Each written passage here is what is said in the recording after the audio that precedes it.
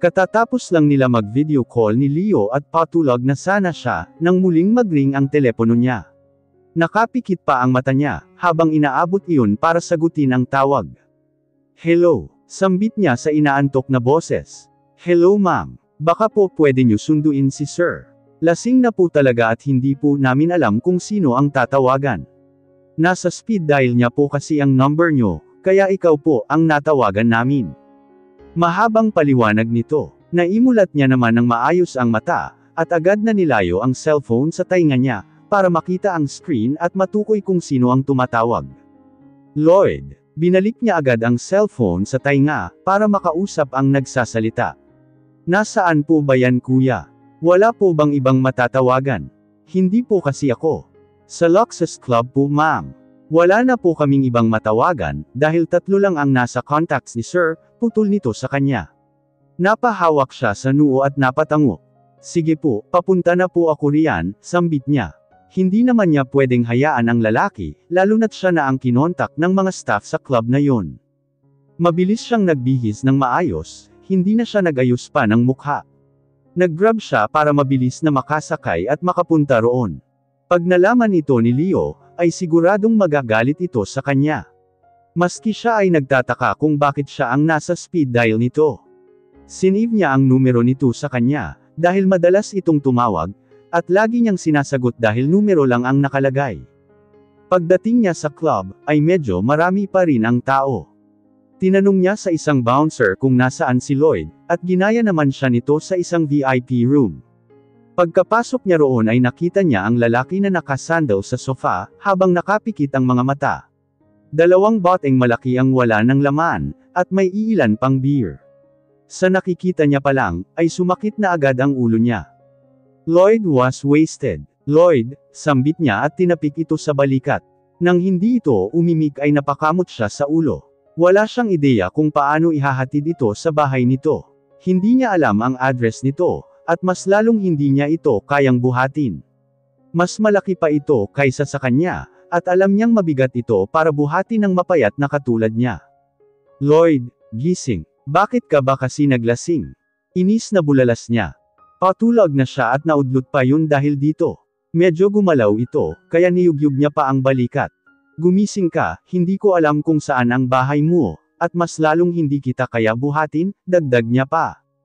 Unti-unti itong damilat at napatingin sa kanya, Bianca. You're here. Napaupo ito ng maayos, pero halatang lasing na lasing talaga, dahil gamiwang pa nakaupo na nga lang. Sino ang pwedeng tawagan? Kailangan mo nang umuwi, ani niya rito. Kahit naiinis siya sa lalaki, ay nag-aalala pa rin siya, dahil ganito ang sitwasyon nito. Pag nalalasing ang isang tao, kung hindi masaya ay malungkot naman, o kaya may mabigat na pinagdadaanan. She knows that Lloyd was having a hard time. May problema ito na ayaw ilabas. Sigurado siya roon dahil sa relasyon pa lang nito sa kapatid, ay hindi na maganda. Am I dreaming? Ako ba talaga ang pinuntahan mo, o ako ang pumunta sa'yo? He laughed. Bumantong hininga siya bago magsalita. Tinawagan ako ng staff gamit ang phone mo. Bakit ako ang nasa speed dial mo?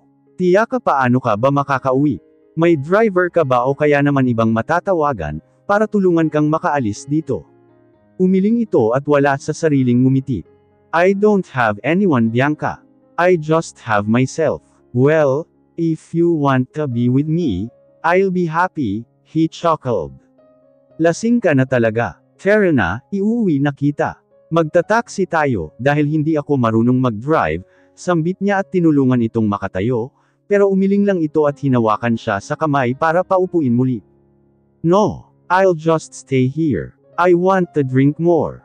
Hindi pa naman ako lasing, natulog lang ako saglit para magkaroon ako ng lakas para sa panibagong alak, he smirked. Napairap siya rito dahil sa sinabi. Napabuga siya ng hangin, nang may kinuha itong bote ng alak sa ilalim ng table. Hindi niya man lang iyon napansin kanina. Napatitig siya kay Lloyd, gwapo pa rin naman ito kahit lasing na lasing. Maliban sa gwapo nitong itsura, mukhang wala itong problema kung titingnan lang, pero alam niyang marami itong mabibigat na problema o sama ng loob. Kung may problema ka pwede mo sa aking sabihin. Hindi pwedeng lahat kikiamkaman mo, hindi pwedeng lahat ay itatago mo, dahil mas masakit pag masyado nang napuno yung nararamdaman mo, seryosong sambit niya rito. Natigilan ito sa pagbubukas ng alak at napayuko. Kita niya ang pagngisi nito, na parang hindi makapaniwala sa narinig. Do I look like a problematic person? He joked. Kaya mo ba ako nilalapitan, para inisin ang kapatid mo? Diretsong tanong niya rito. Kasi kung ganun, wala ka ring mapapala. Meron akong mapapala. It's either I mess with him or I'll get you, sambit nito sa natatawang boses. Seryoso ako nang sinabi kong gusto kita. I don't know, your personality makes me want you to know more, but suddenly my brother introduced you as his wife. Akalain mo yun, lahat na lang ng ginugusto ko, ay naaga niya kaagad. Matabang na sambit nito. Natahimik siya at hindi makapagsalita. Napatitig siya rito, habang lumalagok na naman ng alak. Bigla siyang na-curious kay Lloyd. Sigurado siyang lahat ng ginagawa nito ay may dahilan. Hindi lahat ng tao ay perpekto, lahat may masamang ugali, pero mayroon pa ring kabutihan. Ang iba nga lang ay natabunan na ng kasamaan ng puso. Leo is always the best. Of course, he's the legitimate son. Ako, anak ako sa labas. Akala ko nga hindi ko na makikilala ang ama namin. Nang mamatay ang ina ng lalaking yun, hinanap kami ng magaling naming ama. Akalain mo yun. Pinatira at binuhay kami ng mommy ko sa mansyon nila. Pero sana ay hindi na lang nila iyon ginawa. Bigla ko lang naramdaman na wala akong kwentang tao, pati ang mommy ko ay kumakampi sa lalaking yun. He's always right, the genius one, the hardworking and studious person. Ako, black sheep sa pamilya, walang kwentang tao at puro gulo lang ang dala sa pamilya. Umawang ang labi niya, dahil sa biglaang pagkukwento ni Lloyd. Kung lasing na ito nang mabutan niya, ay mas lalo pa itong nalasing. Medyo pumipikit na ang mata nito, pero lumalagok pa rin ang alak. Nakasandal na ulit ito sa sofa. I always feel alone. My mom is with our dad in the States. Madalang niya lang ako kumustahin at kausapin, tapos lagi pang nasisingit ang lalaking yun. Sino ba naman kasi ang gustong kumamusta sa isang lalaking puro problema lang naman ang dala sa pamilya no? Tumawa ito ng bahagya at napailing pa. Lloyd, baka lang kasi masyadong mataas ang pride mo, at hindi mo pinapakita ang totoong nasa puso mo, ani niya rito at inagaw ang bote ng alak. No, I'm not rich and genius as Leo, that's why. I want to be a rich and famous so I can get what I want. Malakas na ani nito at hamalakhak. Unti-unting hamina ang tawa nito, hanggang sa isang ngisi na lang ang nagawa. Hindi ko alam kung mag-asawa ba talaga kayo o nagpapanggap lang, para makuha niya ang kumpanya na iniwan ng lolo. Gusto kitang agawin, hindi dahil pag nagkahiwalay kayo ay mapupunta sa akin ang mana, kundi dahil talagang gusto na kita. Am I too straightforward? I'm a mess with everything. Mukhang sa pagmamahal talo pa rin ako ha, I hate this life, he murmured. Nakatulala na lang siya rito at hindi na nakapagsalita. Tuluyan na itong bumagsak at nakatulog dahil sa kalasinggan. Bigla niyang naintindihan si Lloyd kung bakit ito ganito. Lloyd wants attention. Sa tingin niya ay puro mali ang napupunan ng pamilya nito sa binata, dahil naging ganito ito. Being compared to others is like a wound, it's painful. Bigla niyang na-imagine kung siya ang nasa lugar ng binata. Baka maging rebelde rin siya, at kung ano-ano ang gawin para lang sa atensyon. Parang piniga ang kanyang puso dahil sa mga nalaman. Gusto niyang pag-ayusin ang dalawang magkapatid. Gusto niyang makapag-usap ito ng seryoso at magkabati. Napainom siya ng alak, dahil sumagi ang sinabi nito tungkol sa pagpapanggap lang nila, para sa kumpanya ng lolo nila. Hindi niya iyon naintindihan, pero sa hindi malaman na dahilan, ay kumabog ng husto ang puso niya, dahil sa kakaibang nararamdaman. Nakatanaw siya sa labas ng restaurant, malakas ang ulan dahil sa bagyong dumating. Hindi kasi siya nakapanood ng balita, mabuti na lang na lagi siyang may dalang payong sa bag. Bilang lang sa kamay ang customer ngayong araw, dahil na rin sa panahon. Ito ang last day niya sa trabaho, kaya naman ay kumikilos siya ng todo, kahit na sinisita siya ng mga kasamahan niya, na sila na sa ibang gawain. Ako na magpupunas dito, sa counter ka lang muna, ani ni Doyan sa kanya.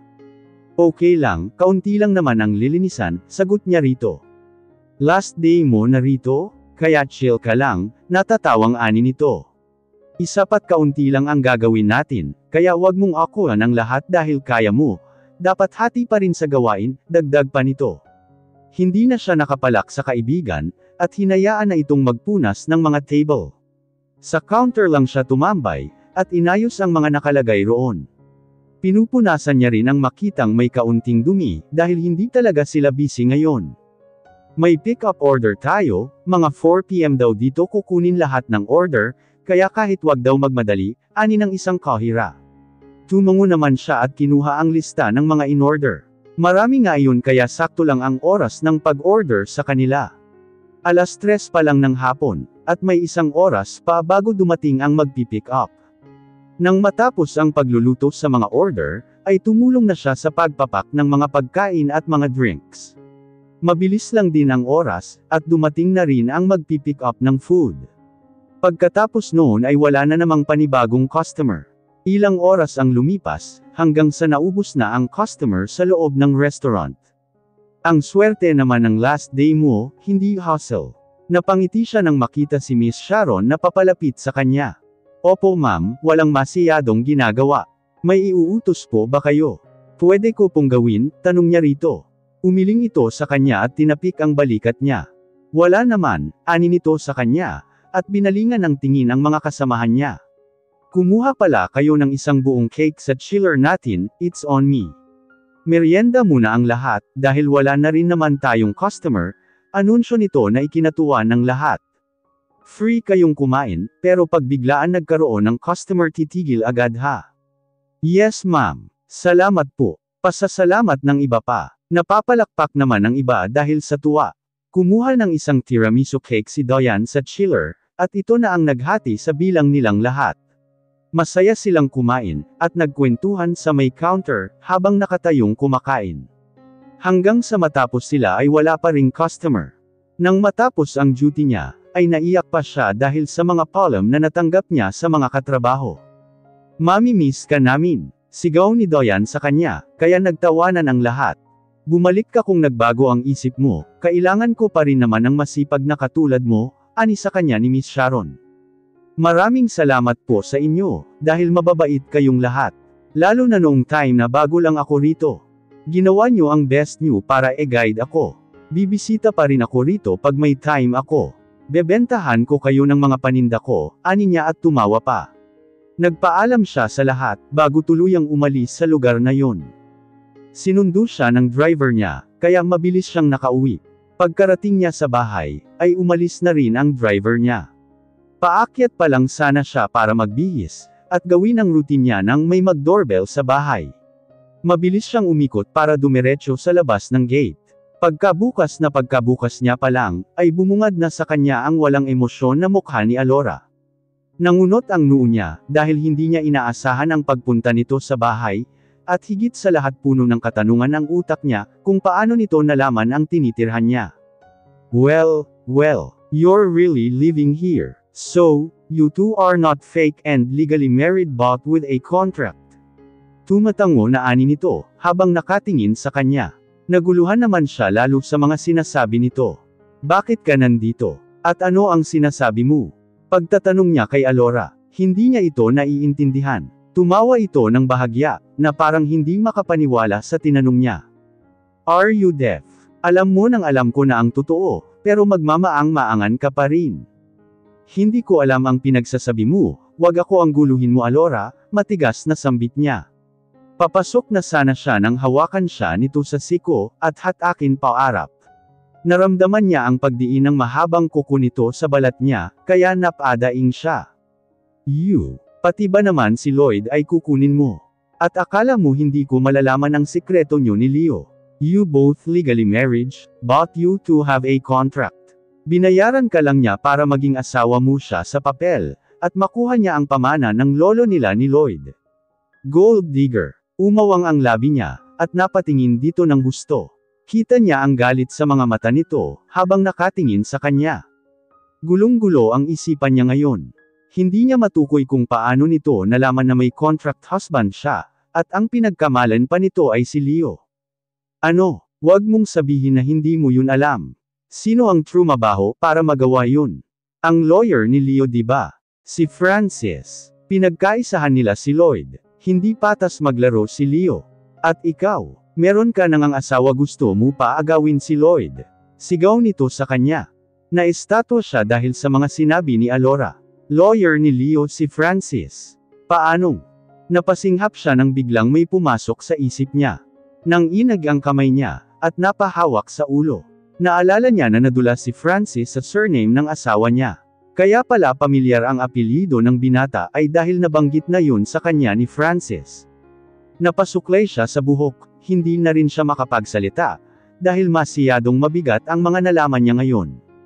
Don't act like you didn't know about this. Subukan mo pang lapitan at puntahan si Lloyd, ako na mismo ang gagawa ng paraan para alisin ka sa mundong ito. Lloyd is mine. Sigaw pa ulit nito sa kanya, at tinulak siya ng malakas bago umalis sa harapan niya. Wala naman siyang imek dahil malalim pa rin ang nasa isip niya. Wala sa sariling tumalikod siya, at pumasok muli sa bahay. Muling pamatak ang ulan, pero para siyang wala sa hulog dahil hindi man lang siya nataranta. Pagkapasok niya sa loob ng bahay, ay tulala pa rin siya. Umupo siya sa sofa at nilabas ang cellphone na nasa bulsa niya. Tumitig siya roon ng ilang minuto, bago pindutin para tingnan ang numero ng contract husband niya. Matagal na iyong nakasave roon, dahil si Francis ang naglagay noon. Kailanman ay hindi siya nagkaroon ng ideya para tawagan ito, dahil nirerespeto niya ang privacy nito, katulad ng nasa kontrata nila, dahil wala siyang karapatan para alamin kung sinong tao ito. Pero dahil sa sinabi ni Alora, ay kating-kati na siya makumpirma, kung si Leo ba talaga ang contract husband niya. Pinindot niya ang tawag at ni-loudspeaker iyon. Dumagundong ng husto ang puso niya, dahil sa halo-halong emosyon lalo na nang may sumagot doon. Hello, humigpit ang kapit niya sa cellphone, at unti-unting nanubig ang kanyang mata. Hindi nagsisinungaling si Alora, lahat ng sinabi nito ay totoo. Hello, who's this? Ulit na tanong pa nito. Ilang segundo at binaba rin nito ang tawag. Binasa niya ang labi na natuyo na. Biglang sumakit ang ulo niya, at para siyang nahilo dahil sa nangyayari. Lay is her contract husband. Ito ang mismong asawa niya sa papel. Gumuhit ang sakit sa kanyang dibdib. Para siyang napahiya at malaking kahihiyan iyon para sa kanya. Nakita nito kung paano siya bumigay sa isang lalaki. Lalo na't hindi niya ito kilala. She thought that she was having an affair, but all this time the man who get her attention is his contract wife. Maraming pumasok sa isipan niya, katulad na lang na kung ano ang mga nasa isip nito, dahil bumigay siya sa bodyguard niya. Nahihiya siya pero mas lamang ang sakit, dahil niloko siya ni Leo. Maraming pagkakataon na pwede nitong sabihin, pero hindi nito ginawa. Nagmukha siyang tanga sa harapan ng binata. Takot na takot siyang pumasok sa hindi siguradong relasyon, dahil may asawa siya. Pero ito lang pala ang asawa niya, nasa malapit lang na akala niya'y ginawa niyang kabit. Tumayo siya at pumunta sa kusina, para uminom ng tubig. Pinipilit niyang kumalma sa oras na yun. Nanginginig pa rin ang buong katawan niya. Patuloy ang pagpatak ng luha niya, kasabay ng pagbuhos ng ulan. Dapat sanay na akong maloko, di ba? Dapat sanay na ako sa sakit, pero bakit parang ibang klaseng sakit ang nararamdaman ko ngayon? Bakit parang pasan ko ang mundo? Dumiretso siya sa kwarto niya, at niligpit ang mga importanteng gamit. Bukas ang uwi ni Leo, at ayaw niya munang makaharap ito. Wala siyang mukhang ihaharap sa binata, dahil isa siyang malaking kahihiyan, at hindi niya rin ito kayang harapin dahil sa sakit na bumabalatay sa kanyang puso.